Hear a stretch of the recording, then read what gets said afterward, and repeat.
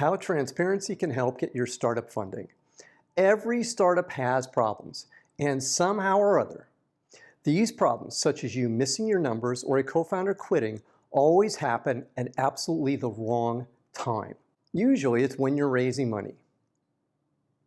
Now the question is, what do you do?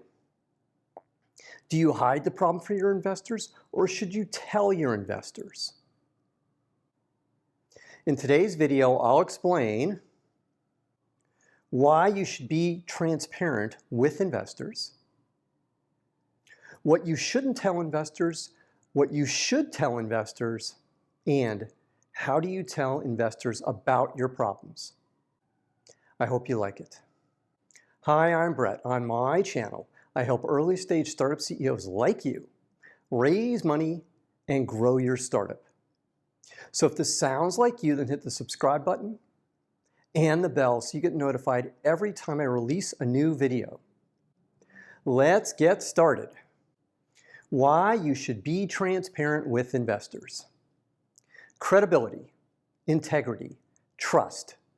When you think about your relationship with your investors, this is what you want. Yes, you need to execute your plan. Yes, you need to recruit and build your team. Yes, you need to grow your business. However, investors will want to fire you as the CEO of your company the second you lose your credibility, or if your integrity is in doubt, or investors cannot trust you.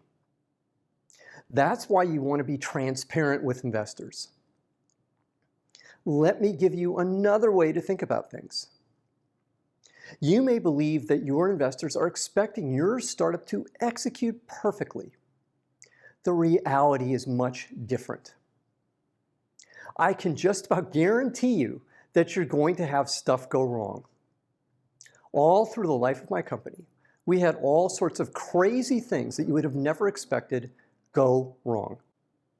For example, when we got the wafers back for our first product, Jeroen, my co-founder, and our VP of engineering, and I went into the lab to look at the results. The part, instead of operating properly, was a dead short. It turned out our fabrication partner, TSMC, the largest fabricator of semiconductor products in the world, had inverted a mask layer, creating the short. This delayed the introduction of our first product by 2 months. There were other mistakes TSMC made, but that's life when you're running a startup. The point I'm trying to make is you're going to screw up. Your vendors, even an excellent one like TSMC, are going to screw up. And your investors are expecting these problems to happen. The question is, how are you going to handle these and other problems?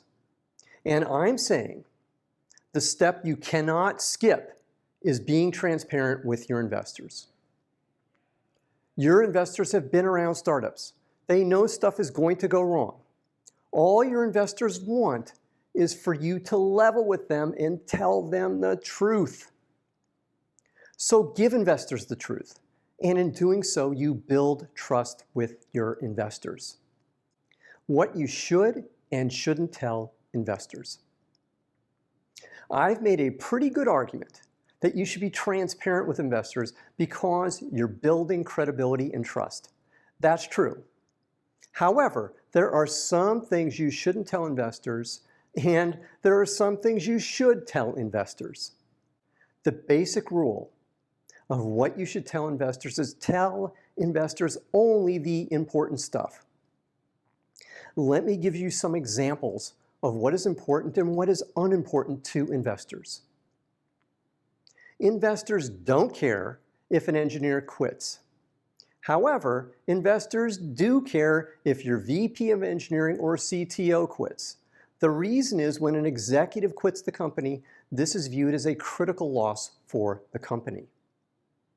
Let me give you another example.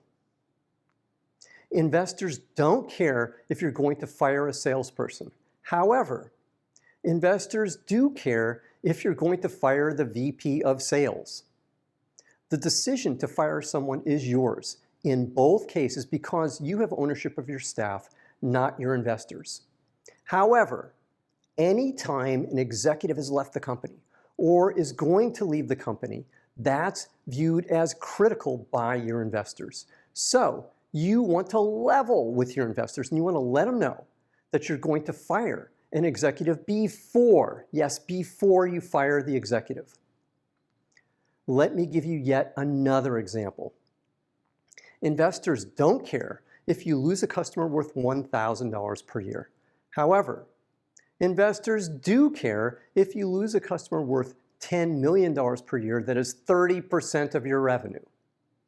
The $10 million customer is material to the success of your company, so it's going to be important. The $1,000 customer is irrelevant. I think you get the idea. Now, if this content is resonating with you, then please hit the like button right now.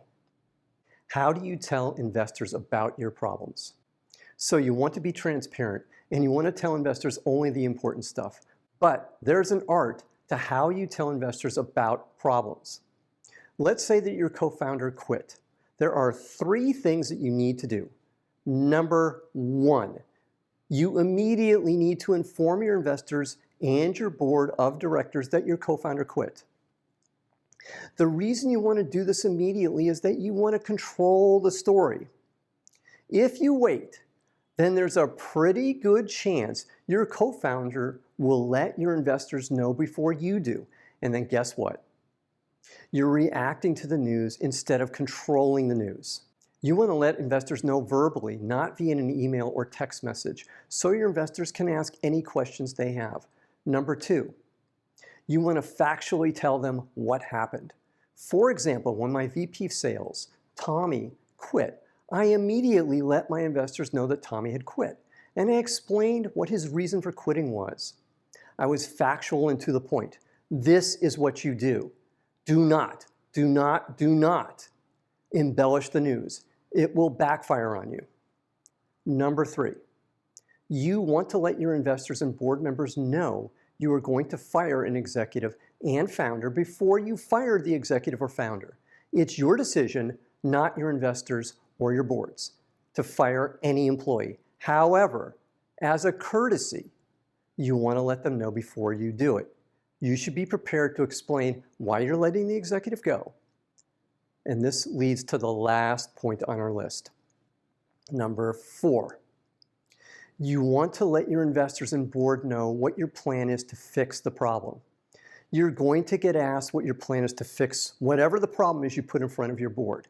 So instead of waiting to be asked, you want to let your investors know exactly what you plan to do.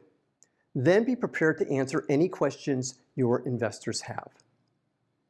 Now here's a summary of what we've learned today.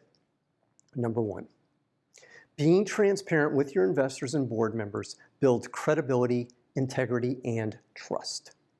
Number 2, the basic rule is only tell investors the important stuff, such as a co-founder leaving, and don't waste their time on unimportant stuff like a random engineer quitting. Number 3,